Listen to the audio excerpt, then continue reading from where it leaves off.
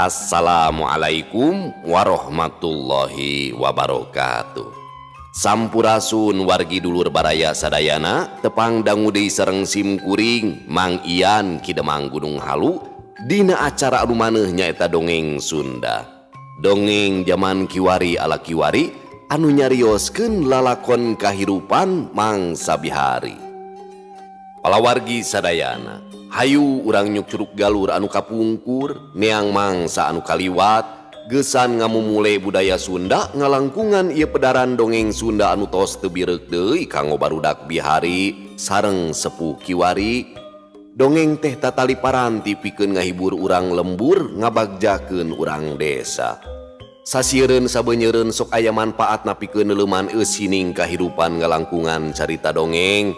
Malah mandar urang kageuing ku pepeling gesan ngomean lakuning perlampa. Beh dituna generasi nonoman kiwari tiasa terang ngeunaan kahirupan mangsa bihari atanapi kabaheulaan sangkan ulah nepikeun kapoekan atanapi poekeun obor teu apal jati diri ki Sunda nyaeta karuhun urang sadayana.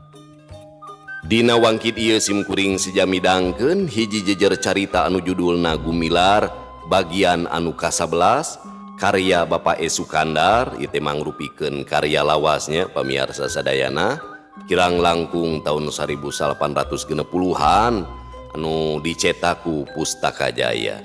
Simkuring ngarujuk ka keresana Abah Awi kumargi anjeuna ngagaduhan teks dongeng aslinya anu seratanana masih kene ejaan kapungkur palawarginya.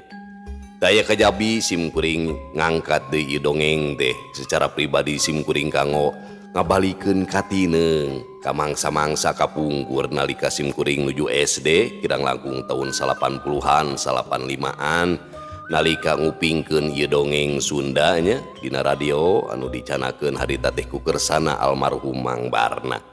Singga dina ieu dongeng teh masyaallah nya asa kumaha asa balik deui ka mangsa baheula.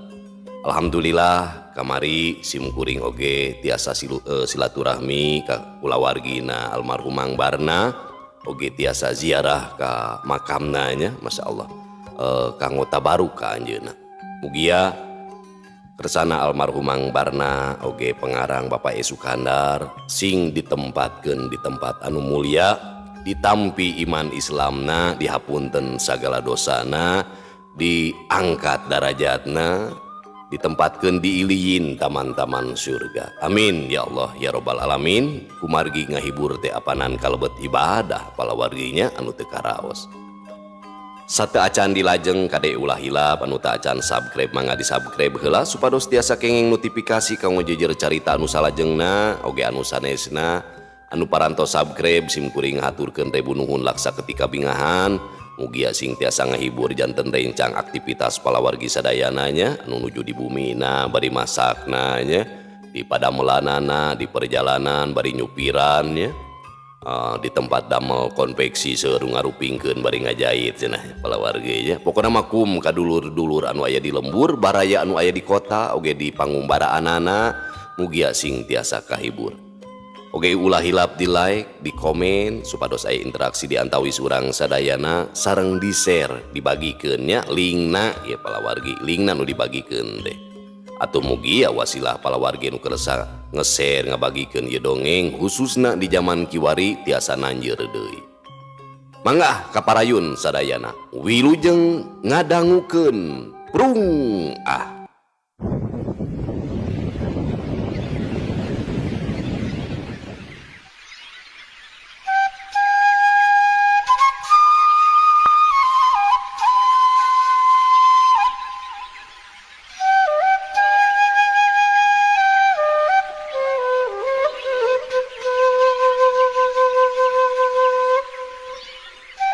Bre gardu tembong ngarung gunung sisieun jalan rondaan.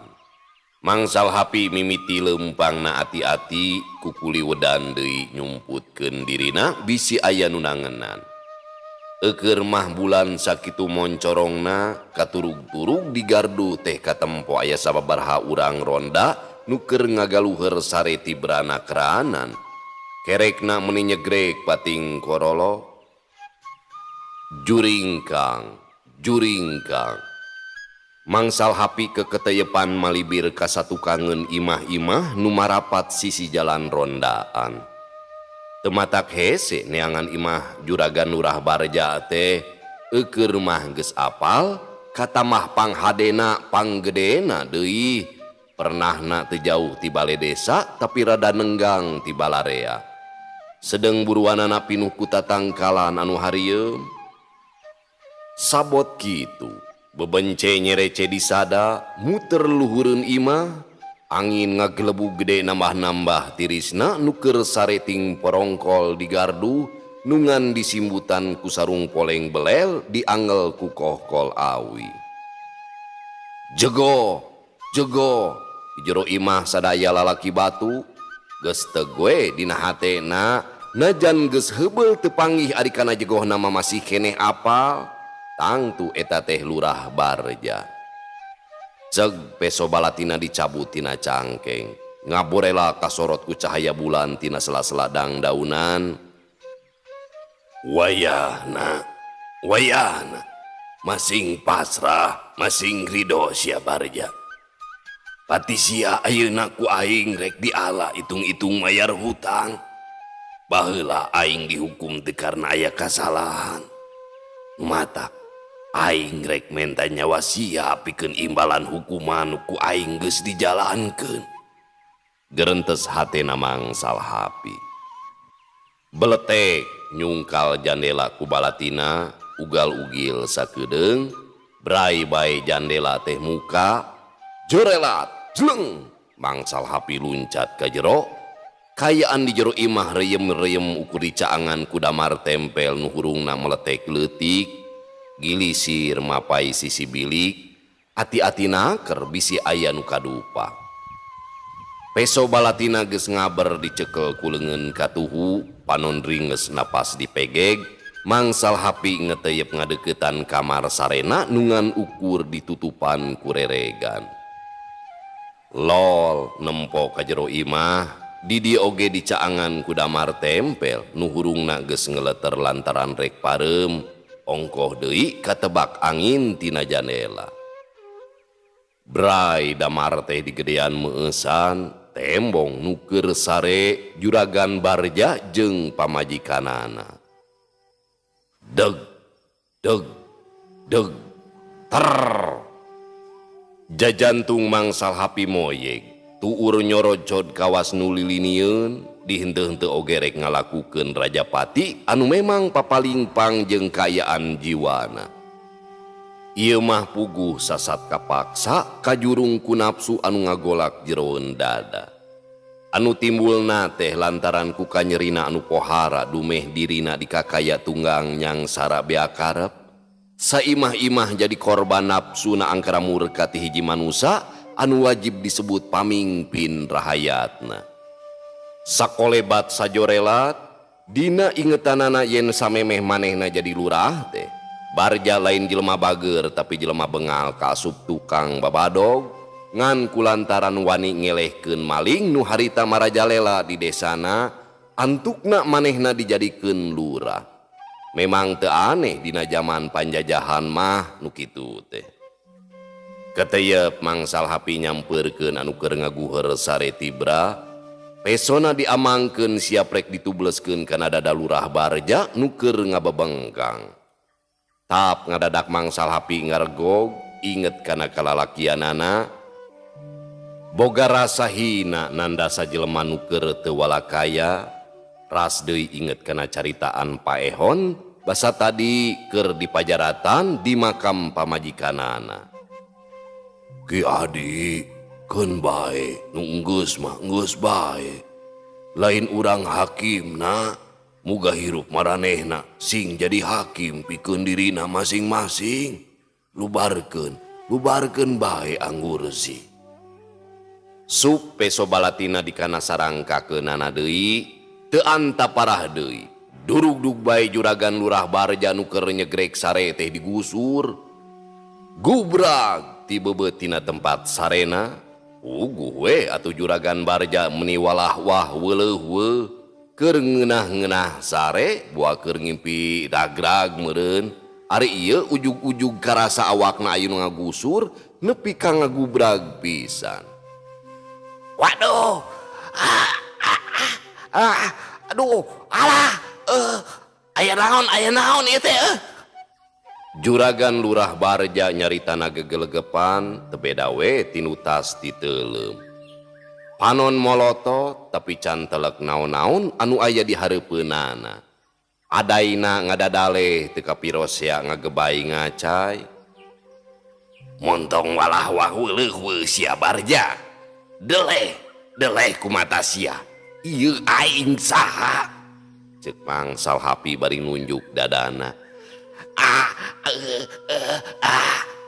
Juragan Barja kawas nu kacekek bari gigisik ngabelelkeun matana, lelembutanana can kumpul bener. Jaba sirahna bali deglieur uguh nyaring digenta. Montong sia. Hiu gebro carehamna ditinggang ku Mangsal Hapi. Atuh puguh we jelema anu keur lulungu ditinggang ku peureub haneut. Menang ulu haneut teh meureun palawargi nya.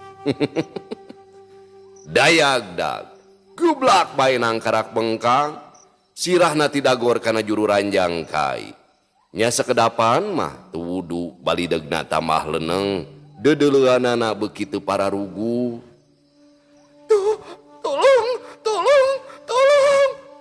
Nyimas Romlah nu harita nyaring kagereuwahkeun ngadengek barang mireungeuh di imahna aya jalma nu disangkana mah bangsat keur nyiksa salakina.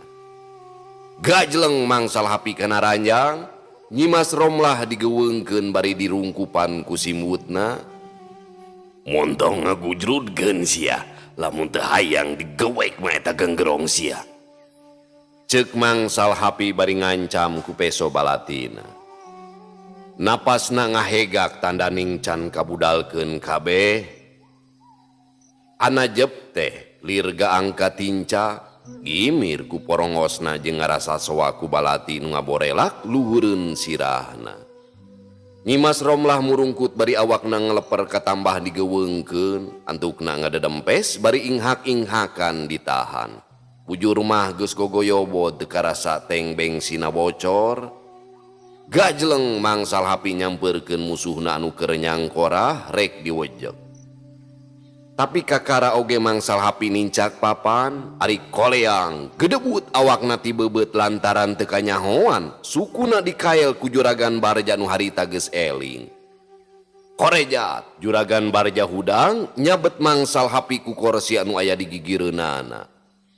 Hiu ditinggangkeun, tapi Mangsal Hapi rikat ngagorentel, gebrok kursi ninggang kana papan. Hiuk deui Juragan Barja ngirimkeun panajongna nu diincer gado.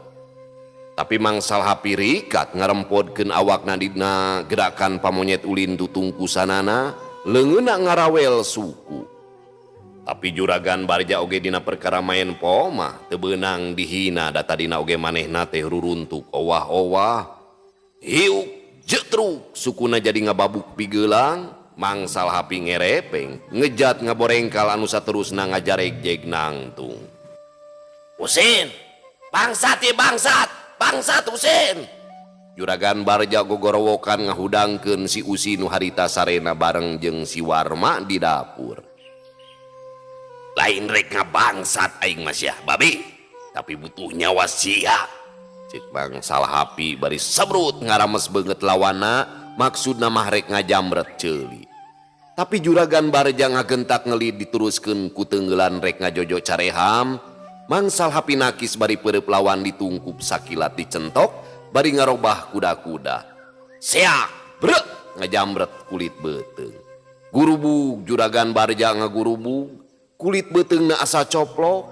Hiu lamona anu ngeket teh nyusul tepus kana angeun kacang. Poharanya mitra. Ieu mah lapar we nu ngadongengna iket kena angeun kacang. Ampun. Kudu pruk bae nyuuh teu inget di bumi alam kawantu di peupeuh hulu angeun atuh satakerna. Seret Mangsal Hapi mesat balatina maksudna rek ngagorok genggerongna. Orokaya Nyimas Romlah barang mirengeh petalakuna mangsal hapi bakal mateni salakina, manehna ngoceak tulung-tulungan geus teu nolih kana ancaman tadi. Bareng jeung eta, si Usin jeung si Warma anu tadi ngadedengekeun gorowokna nu jadi dunungan, ngagentak duanana jrungjleng ka tengah imah. Pus ka kamar, kasampak aya hiji lalaki keur mesat balati, sedengkeun dununganana ngajoprak hareupeunana. Atuh teu anta parah deui, serepet si Usin mesat bedogna nu kabeneran tadi dijewang tina gantungan. Hiuk rek nigas beuheung.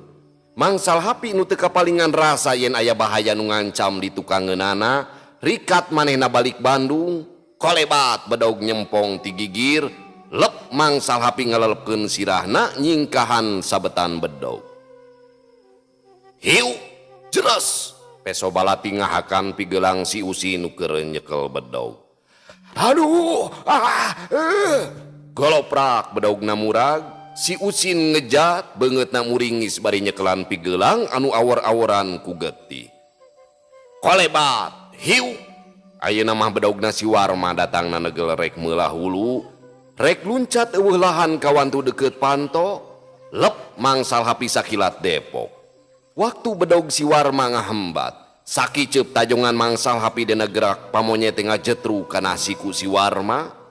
Aduh, goloprak, bedogna oge ngacleng, bis bae ninggang ka si Usin. Sakitu lowong tur aya kasempetan pikeun nubleskeun balatina, tapi mangsal hapi teu tega, puguh nu diincerna oge lain si Warma. Bareng jeung si Warma koko wowongan bari nyekelan sikuna nu karasa asa potong, mangsal hapi rurat reret lantaran di luar kadenge sora anu gegedor, sing horeng ronda anu tadi sarare digarduh geus harudang kagaruwahkeun ku jejeritana Nyimas Romlah. Kalawan rame bari galecok teh ribut narakolan kokol di barung ku hati anu gempeur, datang ka imah kadenge aya nu brag-brig-brug anu keur galungan. Mangsal hapi gugup, geus teug bae dina hatena yen dirina bakal pinangih jeung bahaya lamun teu buru-buru nyingkah teh. Kalawan teu loba mikir deui, gajleng bae manehna ka tengah imah, gajleng deui kana jandela, berebat ku kurubutan kanu bala di jero kebon. Burusut ronda nu tiluan ka jararo asup tina panto anu dibukakeun ku si Usin.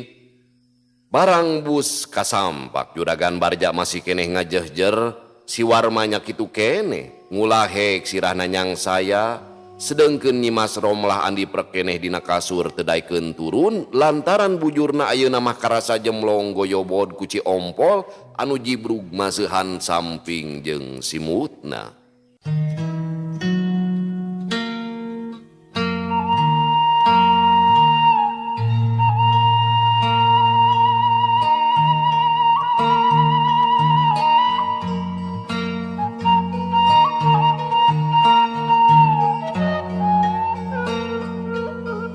Mitra kaum dangu anu satia manco, ayeuna urang malikan deui carita ka tukang nyaeta tina perkara elehna Kidibja malah nepi ka ngalaman bobor karahayuan ku Asmita. Teu saeutik hal ieu nimbulkeun parobahan pikeun diri Asmita. Manehna ayeuna mah saolah-olah naik harkat unggah darajat pada ngarajenan pada ngarambean. Boh ku babaturanana pada hukuman, nya kitu deui ku personil pangbuian. Kabeh-kabeh pada ngerasa gigis miris sanggeus Asmita tembong wowesen estuning lain bantrak-bantrakeun. Ayeuna manehna nempatan kadudukan anu samemehna dicekel ku Kidibja, sok sanajan ieu teh sanyana mah teu kawengku ku undang-undang. Tapi da memang geus kitu tiba heulana meureun, saban-saban nu dianggap jago eta nu dijadikeun pamingpin maranehanana di jero hukuman. Waktu harita Asmita dipisahkeun tempatna, manehna geus boga pikiran yen hukumanana pasti bakal ditambahan atawa bisa jadi dipindahkeun ka sawah lunto atawa ka tempat hukuman anu leuwih berat. Lantaran dihenteu-henteu oge manehna teh geus nyieun kaributan di jero panjara nepikeun kanimueulkeun paehna Kidibja. Pamiarsa, ngan saminggu manehna dipisahkeun dikerem di kamar nu rupek heurin ka turug-turug poek deui, malah daharna oge dianteran mun kabeneran kaluar ti kamarna, manehna dikawal kurang getengna pakarang. Tapi saterusna manehna dicampurkeun deui jeung babaturan anu sejen, hal ieu teh nimbulkeun tanda tanya oge pikeun dirina, naha ku kajadian paehna Kidibja teh bakal aya buntutna nu kapapanjangan, atawapeun samet dinya moal aya naon-naon deui. Oge lamun dilenyepan mah binasana Kidibja teh sabenerna balukar petana sorangan anu rek ngahantem satakerna teu bedalir raksasa rek ngarugrugkeun gunung, anu saterusna ngelos ka bawah ku tanagana sorangan sarta sirahna ngabentur sarig-sig panto beusi. Kabeh babaturanana pada hukuman sarta sipir-sipir oge nyaksian. Sakali mangsa Asmita ngalakon gawe deui ngalabatu, rombongan anu indit harita aya kana 30 jeung sababaraha urang anu ngajaragana, tempatna di Cimanuk, lapang Paris kiduleun jambatan. Asmita nu dina dirina memang geus niat hayang kabur, harita sejeroning gawe teh manehna mikir kumaha carana atawa jalana sangkan maksudna bisa kalaksanakeun. Eukeur mah geus kacidang ngarasa teu betahna, turug-turug manehna inget bae kana katerangan pamajikanana basa di kantor ped politi. Pamajikanana nyebutkeun yen anakna gumilar teh leungit, rek nanyakeun leuwih jelas teu bisa kapan harita teh boh manehna boh Nyi Esih pamajikanana kalah meunang panyiksa anu lain lumayan ripuhna. Tapi kawasna bae kahayangna Asmita teh kabiruyungan ku milikna. Kabeneran deui anak jeri teh aya awewe nu jejeritan tulung-tulungan, sing horeng di jalan aspal aya delman kabur, panumpangna saurang awewe nu rek ka rumah sakit. Tina bawaning kureuwas jeung sieun dumeh kuda delman teh terus mabur apeng-apengan, teu bisa dikadalikeun deui ku kusirna, si awewe teu eureun-eureun deui jejeritan menta tulung. Sabot sararea ngalieu ka jalan gede nempo delman nu ancul-anculan dibawa kabur, jelema-jelema ting burisat sieun karupak. Asmita teu panjang deui mikir, gajleng bae manehna luncat ka saurang sipir anu ngajaga pangkidulna. Memeh si sipir sadar kanu bakal kajadian, peureup Asmita geus ngahiuk nyayang kana cukang irungna. Ari cekuk teh ari kedebut bae si sipir teh nangkarak bengkang, sirahna ti geledug kana batu. Karawak bedilna direbut, keleweng dibalangkeun. Hei, si Asmita kabur euy, kabur. Wai, pegata. Si sipir teh bari gogorowokan manehna ti Soledad nangkarak bengkang kana cai, atuh puguh we jadi ngabelek-bek gogorowokanna teh teu kebat. Jaba sirahna benjol deui, irungna oge ngabulaheh bijil kecap kawas nu sariawan. Dor, dor, bedil pangrajam disadakeun, jeleng, sipir nu saurang deui ngudag, tapi cilaka, sapatuna ti Soledad tina batu anu leueur, atuh kecebur deui bae kana walungan Cimanuk.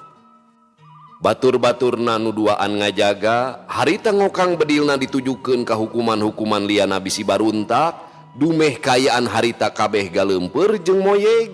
Bariting tarempo ka Asmita nu keur meleteng lumpat, tempo-tempo aceleng-acelengan dina luhureun batu anu tarengtong. Asmita, meureun sia. Awas maneh, ditemak wae. Sipir nu ngudag gogorowokan, tapi Asmita teu nolih kanu ngancam. Manehna harita geus kekeceprekan lumpat dina cai anu deet, gejebur kanu jero terus ngojay, lep teuleum dina leuwih Cimanuk. Pecenghul deui tembong geus ampir nepi ka sisi peuntas sebelah ditu. Dor, sieng, pelor sigana teh gigireunana. Lep deui teuleum, dor, sieng. Bluk manehna nangkuban dina gawir. Terus ngorondang muru saliara nu pating jarumpluk. Kodomang, kuliwed deleg-deg bae manehna lumpat ka tonggo. Pelor mah durdor, tapi Asmita geus lahaula, hatina gilig teu sieun pae. Teu wudu sakedeung oge beja geus nyebar yen aya hukuman kabur lumpatna ka lapang Paris peuntaseun Cimanuk. Urang sanding kababawa gempeur lantaran sapoe sapeting lemurna diincer, nu asrak-asrakan ting kedepru kungal imah di garada. Puguh sigana lumpat ke kampung sanding soteh lantaran Asmita miceun salasa. Padahal teu lila sanggeus manehna mapai-mapai galengan sawah, dinu rada tiiseun jeung Suni manehna turun deui ka lebak meuntas Cimanuk, anu saterusna kebat ngabeng beos muru kampung Panauan bari rancingeus awas sieuneuun aya nu ngudag. Sumur-sumur di tarempoan, sakur anu Suni di korehan. Tapi Asmita teu kapanggih, anu ngudag salah deuleu teu nyaho yen geus dilejokeun ka kampung sanding, anu matak urang sanding ibur gempeur sabab digaradah imah-imahna. Padahal nu diteangan mah teu kasusud raratan-raratana acan. 2 poe 2 peuting Asmita susulumputan di saluareun kampung Panauan di hiji astana anu memang buni sarta harieum pinuh ku tatangkalan. Dapuran awi ngagigidig sisi astana, tangkal kiara anu euyeui ngarumpuyuk geueuman luhureun susukan nu loba sedongna. Pantesna teh jadi panonoban dedemat dedemit, samoja tingrang kadak jadi iuh-iuh kuburan nu ting jarumpluk ngajarepat nyangirah ngaler.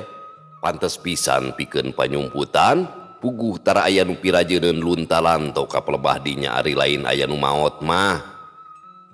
Sajeroning 2 poe manehna nyumput di dinya teh, eueuh deui nu didahar iwal sampe atah nu meunang ngarabu ti kebon anu ngagigidig lebakeun astana. Katilu poena Asmita geus hasil ngamilik pakaian sapangadeg, ngahaja meunang nyai tina popoean kalawan teu bebeja heula kanu bogana. Teu mau keur nya. Pada keur kitu kondisina meureun palawarginya. Blecet deui Asmita indi tidinya maju ngaler bari teu woleh sasalingkeran sieun kapanggih ku jalma-jalma nu nangenan. Anjog ka jalan gede manehna kebat bangbelas nyorang jalan rondaan nu ngembat ke kampung Jati. Tidinya ngembat deui motong jalan nu brasna ka jalan gede anu kabojong salamkeun, terus nikreuh ngeureuyeuh ka banyu resmi. Tidinya mengkol deui mapai-mapai jalan jajahan ngaliwatan sababaraha lembur, bras ka Sinangsari, anjog weh ka Cimanuk. Mengkol ka kenca mapai-mapai jalan sepur, teu gurung gusuh lantaran maksud manehna hayang datang ka Nangkapai teh geus poek. Maksudna sangkan ulah aya nu nangenan ku nu wawuh atawa ku saha bae nu matak pikasieunun.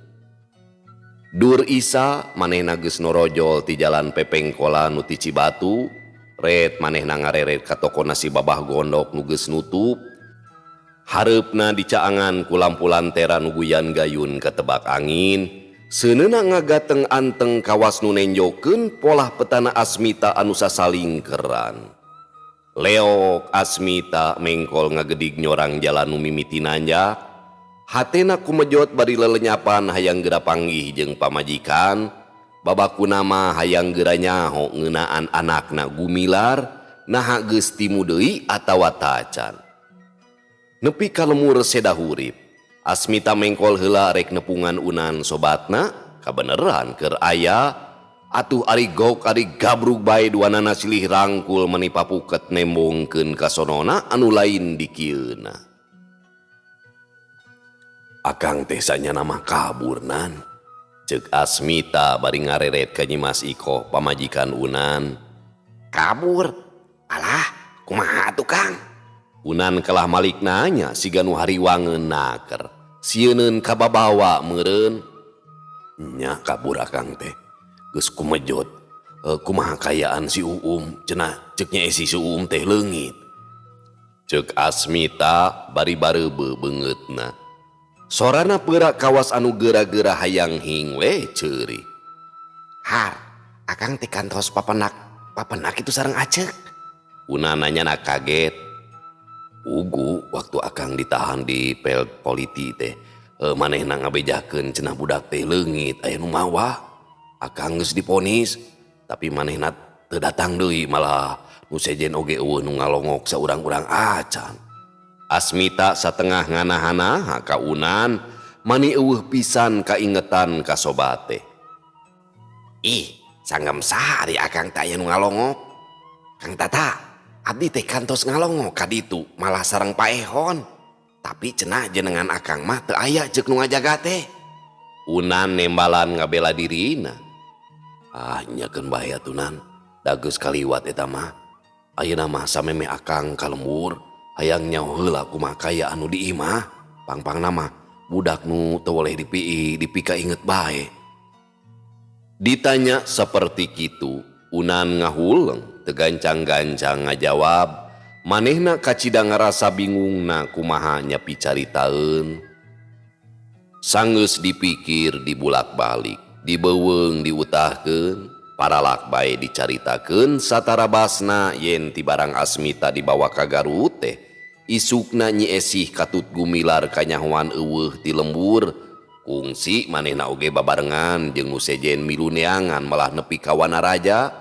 Tapi Nyi Esih katut budakna luput nepikeun ka ayeuna.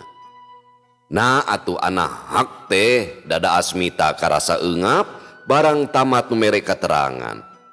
Kesang badag kesang lemut barijil sabulu-bulu dedeleuan ruy rai kararoneng ari panon ngeyembeng ku Cipanon.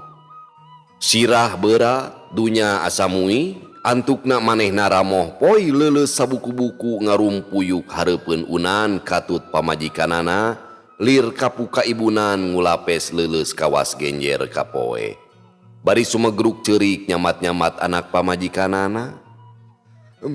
Esi, tesangka abah bakal papisah. Gusti, mugi disalametkeun pun bojonya Esi sareng pun anak gumilar. Muga Gusti abdi muntang sareng nyuhunkeun pitulung.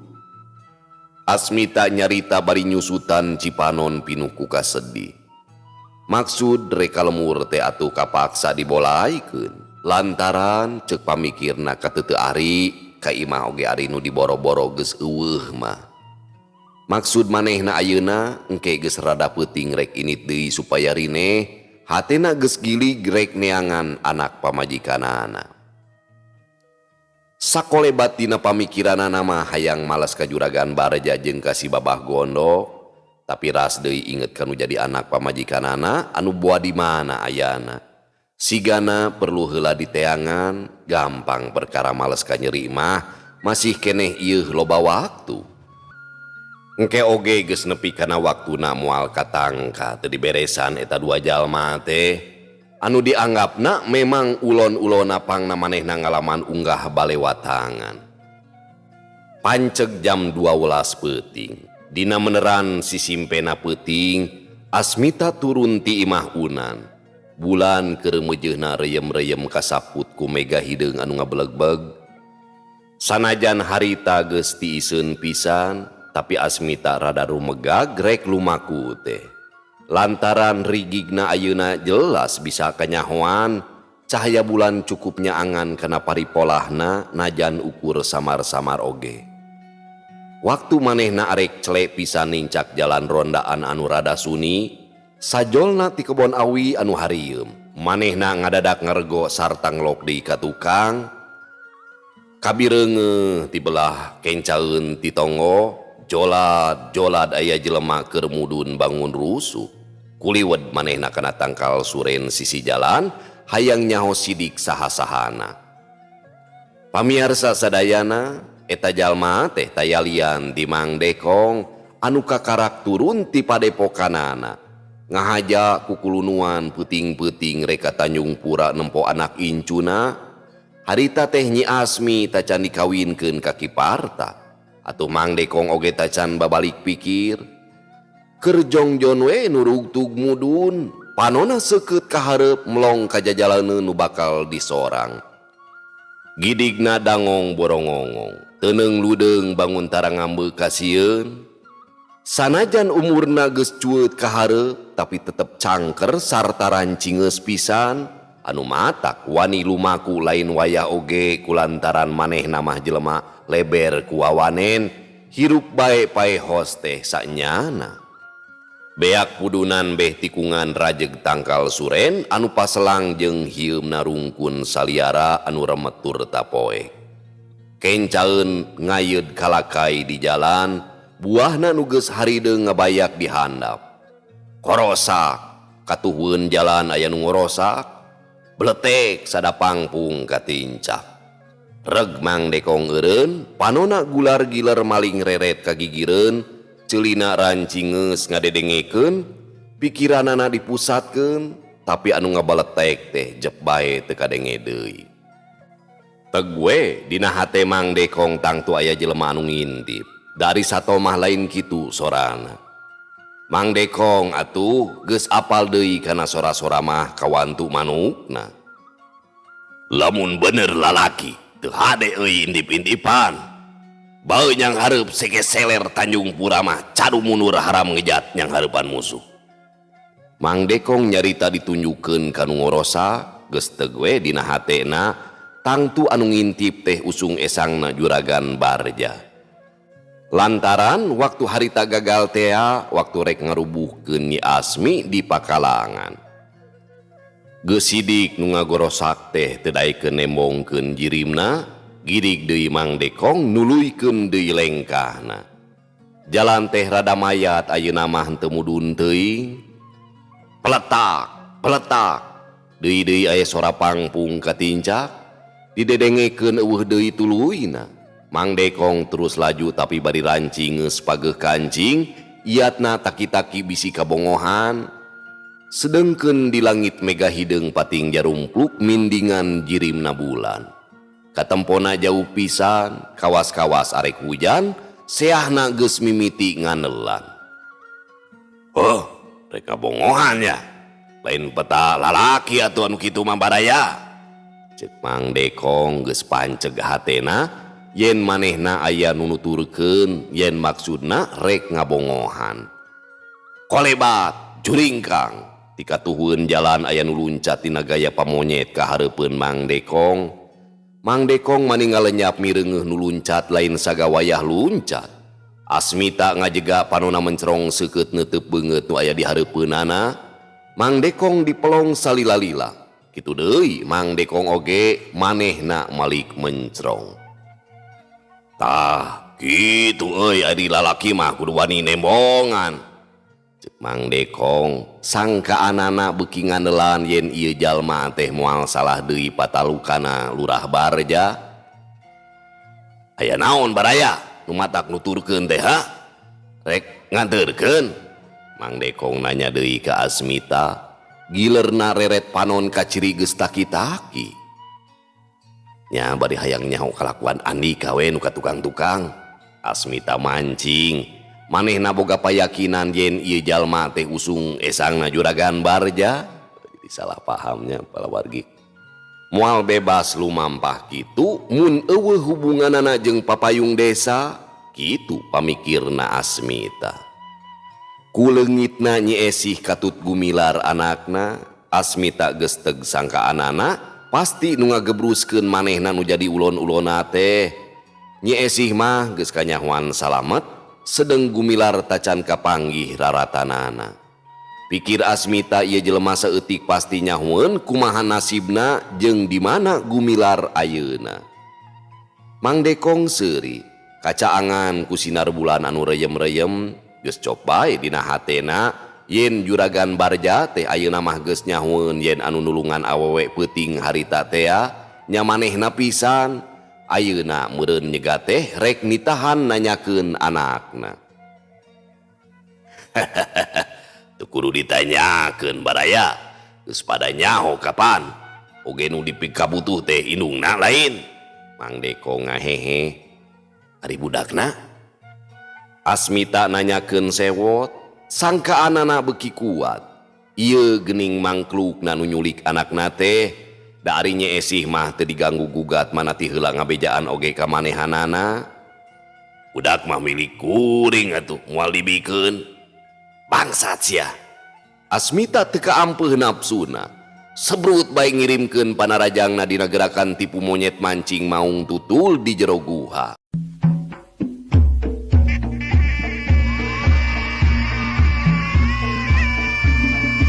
Mang Dekong nu memang geus iatna taki-taki, sakiceup ngarobah kuda-kuda, nyerong bari ngababuk pigelang lawana maksudna mah rek ngadukeun kekuatan pakuat-kuat kulit pateas-teas tulang.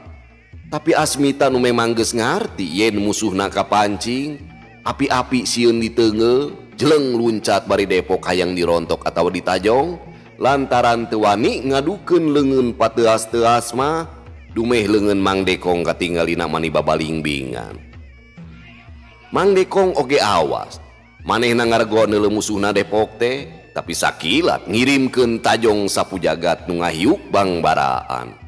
Orok kaya bareng jeung datangna suku Jebrag Mang Dekong, suku Asmita oge sakilatnya bitis lawan. Mang Dekong ngaranjuk, sukuna ditarik deui merengkel bari jingkrak dina gerakan hap-hap pindah bari hiu. Bereupna dibabuk lalaikeun rek ngabentur hulu. Lep Asmita ngarengkog dina gaya monyet ngemil. Sakiceuk beuteung Mang Dekong dijamret, tapi orok kaya Mang Dekong oge lain jalma atah-atah pangalaman. Manehna jingkrak deui bari ngababukeun leungeun ka tuhuna. Ngan teu keuna lantaran Asmita kaburu narik leungeunna, salamet duanana tacan aya nu kabeunangan. Kawan tu saimbang. Asmita DDP padet ari Mang Dekong jangkung badag. Bener, budak teh moal dibikeun. Ceuk Asmita napasna ngahegak. Sempalkeun heula leungeun kula. Jeung bejarkeun heula ieu dada kaula. Temal Mang Dekong napasna ngahegak semu nyenen kemis. Kurang ajar sia. Asmita napsuna beuki tambah. Teu sakurang ajar, batan si laing deuleu. Temal Mang Dekong bari taki-taki. Teu ngalobakeun deui carita. Seak bae Asmita naraja ngagunakeun jurus pamonyet anu kacida bahayana warisan ti bapana. Atuh dina nakisna Mang Dekong ngasupkeun jurus kahiji Tanjung Pura ciptaan pribadina, anu satuluyna mah ieu dua jalma anu anyar pinanggih teh dugdek ngadukeun pangabisa. Disagigireun silih peupeuh silih gitik teh bari paawas-awas tingali. Dina hiji kasempetan Asmita kabeunangan di peupeuh puhu ceulina, sedeng Mang Dekong oge dijamret kulit beuteungna. Mang Dekong ngajaul bari nyengir, sedeng Asmita ngabangkieung anu saterusna leuwih ati-ati silih lejokeun ku gerakan-gerakan tipuan pikeun bisa ngarageragkeun lawana. Waktu Asmita ngareundeuk dina gerakan pamonyet bari leungeun duanana ngeked hareupeun dada, siap rek newak suku Mang Dekong anu ngalayang rek nyabet gado, tapi ngadadak suku nu rek ditewak teh ngaleungit. Sabot keur kitu, Asmita ngaranjug lantaran di luhur geus ngahiuk leungeun anu babalingbingan rek ninggang hulu matak paur lain takis-takiseun. Asmita ngalegot bari srog maju ka jero, leungeun katuhuna ngablesat nonyo kana angeun. Bareng jeung ngagedukna pereup Asmita nyayang kana hulu angeun Mang Dekong. Dina waktu anu sarua leungeun Mang Dekong oge ngajlebet nyayang kana beuheung Asmita. Anu antukna balukarna kacida hebatna. Badan Mang Dekong ngoleab ka tukang bari tiburial buncelik, sedengkeun Asmita ngarempeyek beuheungna asa sempal alah batan ditinggang ku gada. Sanajan bari seueul nyelek kana hulu angen, Mang Dekong sosolontodan maksakeun maneh kalebak lantaran pamikirna diteruskeun oge taya untupan meunang. Atuh Asmita nya kitu keneh, manehna maksakeun maneh ngorondang kana kamalir, geus teu malire ka musuhna, dumeh beuheungna karasa meuni asa potong, dipaksakeun ngalawan oge ulah-ulah manehna kadon bobor karahayuan. Memang Mang Dekong teh hese pisan diragragkeunana, atuh da ulin Tanjung Pura anu digunakeunana teh mangrupa kombinasi tina ulin Cikalong Buhun jeung ulin Sera. Sedengkeun Asmita ngan ngagunakeun ulin pamonyet nu geus kacida asakna, warisan ti Mang Salhapi nu jadi bapana. Anu mata teu heran lamun duanana pada-pada sabobot satanding teh, duanana pada-pada loba pangalaman. Euleuh pamiarsa sadayana, waktosna parantos teu nyekapan deui. Cag urang tunda di Hanyuang siang, urang teuneun di Haneuleum sieum, paranti nyokot ninggalkeun mangsa datang kasamper deui. Insyaallah urang lajengkeun dina waktos anu sanes. Wallahu muwaffiq ila aqwamit thoriq. Wassalamualaikum warahmatullahi wabarakatuh.